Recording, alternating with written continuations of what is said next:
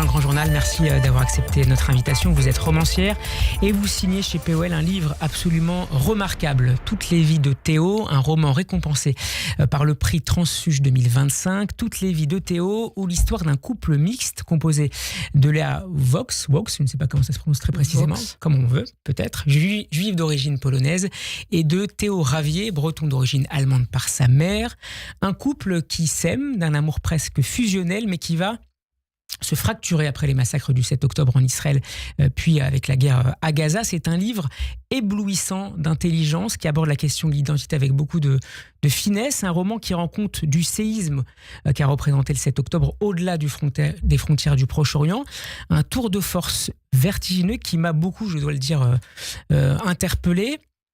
Nathalie Azoulay, qu'est-ce qui vous a conduit à écrire sur cette histoire au long cours et qui se déploie autour de ces couples sur plusieurs générations ? En fait, l'histoire de l'union mixte et de la mixité dans le couple m'intéresse depuis longtemps. C'est un phénomène que j'observe et dont je vois qu'il est à la fois moderne, enrichissant, je dirais tourné vers l'avenir et plein de réjouissances, mais dont je sais aussi qu'il est inconfortable, insécure parfois. Et dont je vois bien qu'en temps de crise, il est encore plus mis à mal. Donc j'avais envie de raconter une histoire au long cours, une histoire d'amour, une vraie histoire d'amour au long cours, qui se construit dans l'emboîtement que peut être un couple mixte en France, et qu'on va suivre pendant une vingtaine d'années, avec évidemment des hauts et des bas, comme dans toutes les histoires de couple, mais dont on va se rendre compte en fait que la crise du 7 octobre va avoir un retentissement intime profond, qui va être de l'ordre de l'existentiel et non pas du politique, en fait. C'est un couple qui est à peu près d'accord politiquement, mais ça ne se joue pas là. Ça se joue plus profondément, dans des couches encore plus enfouies, où l'identité qu'on a construite ensemble, quand on est un couple et une famille, est en fait un emboîtement avec des trous, avec des failles, avec des fissures. Alors, de temps en temps, ça passe et ça ne casse pas. Et quand il y a une crise comme le 7 octobre, qui survient évidemment en Israël, mais aussi en France et en diaspora, alors les fissures s'agrandissent. Est-ce qu'on peut dire que cette histoire naît et meurt d'une déflagration ? Ah oui, on peut le dire comme ça, puisque ils se rencontrent sur un stand de tir quand ils ont 25 ans. J'ai donc sciemment choisi de les mettre dans une situation à la fois je dirais amoureuse, romantique, parce qu'il y a quelque chose d'un peu romantique dans leur aventure initiale. C'est un peu un Bonnie and Clyde, disons. Mais c'est vrai qu'il y a de la violence tout de suite, et qu'il y a ces déflagrations des revolvers avec lesquels ils apprennent à tirer, qui va en fait être une sorte de bande-son, c'est-à-dire ces coups de revolver, ces coups de tonnerre vont résonner de manière plus ou moins intense et amplifiée à travers toute leur histoire, tout au long de leur histoire, et évidemment le 7 octobre de manière encore plus majeure. Léa le missionné de prendre le mal sur lui, de l'en protéger, c'est ce que vous écrivez page 26, Nathalie Azoulay. Cette volonté de faire de Théo un outil face au mal, on le trouve aussi chez Marie, qui est la mère de Théo, d'origine allemande, je le disais, et obnubilée par l'idée de réparer, je cite encore, d'assainir enfin sa généalogie, d'en créer peut-être une nouvelle souche, démarrant avec Théo, et idéalement avec une juive, comme ce sera le cas avec Léa d'abord, puis avec cette petite fille qui naîtra de cette union. Oui, avec Noémie. Oui, en fait, ce que vous avez lu là, c'est le parfait emboîtement qui préside à la formation du couple. C'est-à-dire que Léa est une Française juive d'origine polonaise qui sait qu'elle a subi la Shoah dans les générations du dessus, dont la grand-mère est une rescapée. Donc, elle a beau être une juive française assez assimilée, elle a quand même ce point d'ancrage de la Shoah. Et en face d'elle, Théo a une mère à moitié allemande qui, évidemment, le somme de réparer la faute. Et donc, il est éduqué dans cette culpabilité et dans cette volonté de réparation qu'a sa mère, qui est vraiment chevillée au corps de sa mère, qui en plus est prof d'histoire, donc elle veut vraiment transmettre ça. Et donc, ils s'emboîtent tous les deux parfaitement au début de leur histoire. Léa trouve en Théo un protecteur, un Français qui va l'ancrer dans ses terres de Bretagne, puisqu'il est quand même majoritairement breton. Et à l'inverse, Théo trouve une façon d'apurer la dette et d'assainir la généalogie telle que sa mère le lui a dit. Et en face, il y a les parents de Léa qui, au contraire, parfois, en tout cas, s'inquiètent de voir le flambeau familial s'éteindre, qui sont attachés à l'idée de transmission, de continuité généalogique. C'est une sorte de rapport en miroir à la transmission, à la filiation, à l'histoire. Oui, c'est vrai. Alors, ses parents sont un peu estompés par rapport à la mère de Théo. C'est un couple qui fait quelques fêtes juives, mais de manière à peu près ignorante. Enfin, voilà, il y a des restes qui sont dans la famille, qu'on pratique un peu de loin. Mais comme dans certaines familles ashkénazes, il y a une volonté quand même un peu d'étouffer le feu et la souffrance passée. Et donc, il y a, au moment où Théo vient demander la mère de Léa, une espèce de petite stupeur chez eux, un petit frein. Mais pour autant, ils vont quand même encourager cette union, l'accompagner, la soutenir. D'autant plus qu'il y a une deuxième fille qui va se marier à la suite et qui va, Rose. elle aussi, choisir un homme non juif pour la protéger, elle aussi. Ce qui m'a intéressé aussi, c'est cette espèce de décalage culturel, d'imaginaire divergent entre Léa et Théo. À l'évocation de Titus, Léa pense Temple de Jérusalem quand Théo pense Racine. Il partage aussi des références particulières avec sa mère, notamment autour du couple Klemperer que sa femme ne perçoit pas tout de suite. Il y a d'autres gestes aussi. Le beau-père refuse que Théo et Benjamin l'aident pendant une prière. Ça a participé aussi au détachement de ce couple par la suite. Disons qu'ils ont des personnalités différentes. Théo est un vrai intellectuel. Léa n'est pas une vraie intellectuelle. Enfin, elle n'est pas une intellectuelle, c'est une avocate qui a un peu de culture, mais qui ne jure pas que par la culture et qui aime au contraire être ancrée dans le réel, bien campée, avec une assise physique très forte. Hein. C'est une grosse sportive et elle a comme ça une prise dans le monde qui est plus matérielle ou plus réelle que celle que Théo a, qui vit dans les livres en fait et dans l'art. Et donc c'est vrai qu'il y a ce décalage au début, mais Théo est amoureux de ça aussi. Ça a le charme que Léa a une personnalité aussi forte et aussi directive dans les affaires du quotidien, je dirais. Mais c'est vrai qu'il y a un petit décalage d'ores et déjà, mais le plus grand décalage se joue évidemment au niveau de l'identité. À la fois, Théo est attiré par ce clan familial qui est quand même très soudé et très accueillant. Et qu'il étouffe. Mais alors, qu'il étouffe, oui et non, mais en tout cas, qui, pour une part, ne le prend pas complètement au sérieux. C'est-à-dire qu'il arrive avec son histoire familiale française, même franco-allemande, mais quand on parle dans la famille de Léa, on parle de la Shoah, on parle de l'histoire, on parle de tout ce qui a frappé la famille, et tous les autres malheurs du monde ne comptent pas autant.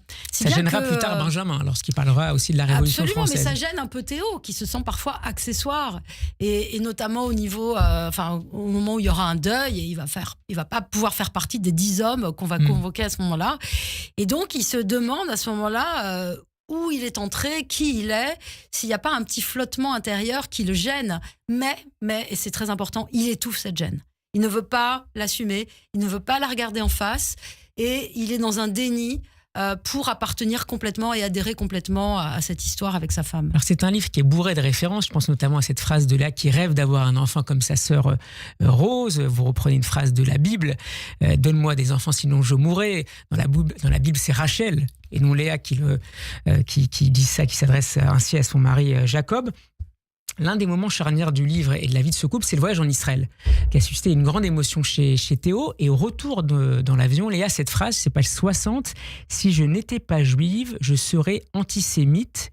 Elle exprime une forme de haine de soi cachée ou de fatigue d'être juive, comme sa sœur l'exprimera plus tard, Rose. Non, je crois que c'est le seul moment où elle se met à la place de son mari. Et où elle est dans un avion qui est évidemment rempli de juifs qui reviennent d'Israël.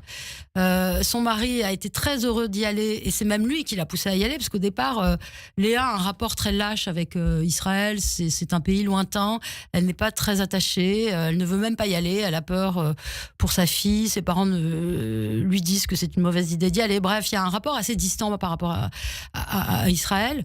Et donc, c'est Théo qui l'y emmène, mais au retour, et pendant le séjour, elle a senti quand même quelque chose à ce moment-là qui l'a beaucoup bouleversée. Et dans l'avion du retour, elle se met à la place de son mari, elle voit les autres juifs avec les yeux de son mari, et elle se dit à ce moment-là que c'est un club très fermé.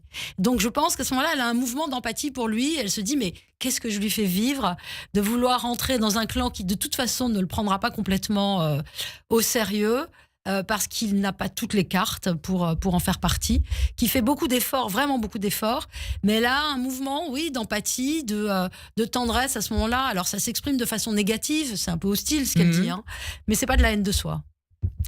Avant même le 7 octobre, c'est la mort de sa belle-mère, Marie, qui fait naître chez Léa, ou qui révèle peut-être chez elle une angoisse existentielle que Théo avait jusque-là réussi à canaliser. Je vous cite, le monde et je la cite, le monde est régulièrement saisi d'un désir de vidange. Le monde doit vidanger ses juifs, se vidanger de ses juifs.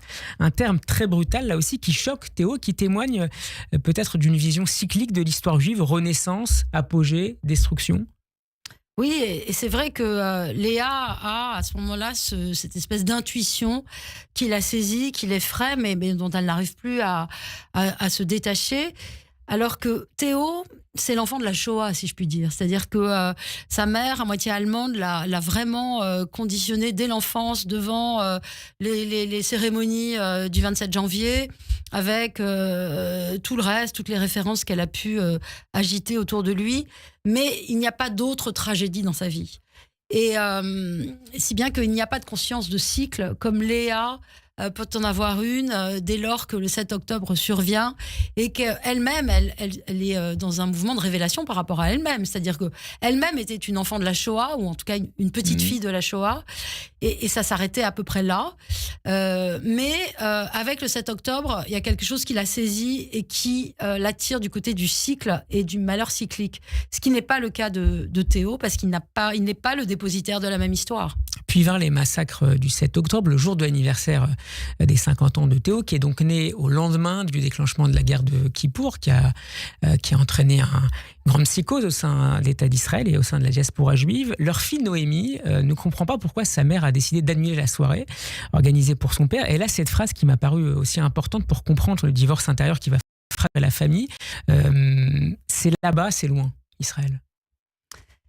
Et oui, c'est comme ça que cette famille mixte vit finalement dans un rapport lointain avec Israël, qui a été un pays de vacances pour le couple au début. Mais ça reste un rapport distant. Et c'est vrai qu'à ce moment-là, on comprend qu'il y a eu un problème de transmission, qu'il y a eu un problème de chaîne du froid, qu'il y a eu quelques interruptions. Qu'en tout cas, entre Léa et Théo, ça ne circule pas bien, la compréhension est grippée, et même entre Léa et sa fille, c'est-à-dire que c'est sa fille unique, donc elles ont une relation quand même très serrée, très soudée, mais avec cet événement-là, Noémie, qui est à ce moment-là adolescente, ne comprend pas ce qui saisit sa mère non plus. Donc Léa est renvoyée à une forme de solitude au sein de son propre foyer. Et je pense que c'est aussi ça qui la meurtrit tellement. Et elle ne va pas faire grand-chose pour sortir de cette solitude. En fait, elle va se tourner vers les siens, c'est-à-dire vers sa famille d'avant, vers ses cousins, vers ses parents, pour une part vers sa sœur, avec laquelle elle aura aussi des désaccords. Mais c'est vrai que ce nous qu'elle a construit, ce nous qui est la famille nucléaire, elle, son mari, sa fille, eh bien, se brise à ce moment-là. Et c'est un autre nous qui vient prendre la place, qui est le nous d'avant. Et à ce moment-là, son mari et sa fille vont glisser vers les autres, c'est-à-dire vers ceux qui sont en dehors de la sphère sécurisée, je dirais, de la sphère de réconfort qui se comprend sans avoir besoin de se parler. Je ne veux pas en dévoiler davantage sur la fin du livre, la suite du livre, la deuxième partie. Il y a un autre dialogue qui résume beaucoup de choses, c'est page 93. « Avant, tu lisais en moi, lui dit Théo, maintenant je préfère ne pas. » Répond Léa. Le temps est venu peut-être de la suspicion dans ce couple. Pour terminer, Nathalie Azoulay, est-ce qu'aujourd'hui, plus aucun juif français ne peut plus dire le conflit israélo-palestinien, c'est là-bas, c'est loin?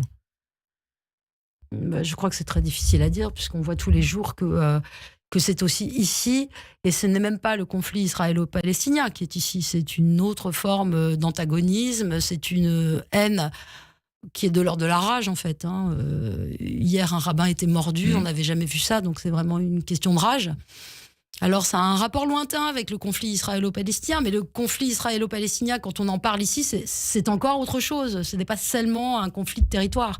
Donc, c'est un cercle concentrique duquel il est très difficile de sortir. J'avais encore beaucoup de questions à vous poser. On arrive déjà à la fin de cet entretien. Il faut vous lire, c'est un très grand livre, Toutes les vies de Théo. Merci beaucoup, Nathalie Azoulay, d'avoir été avec nous et de nous éclairer avec votre plume sur ce qui se passe en ce moment. Merci beaucoup et à très bientôt.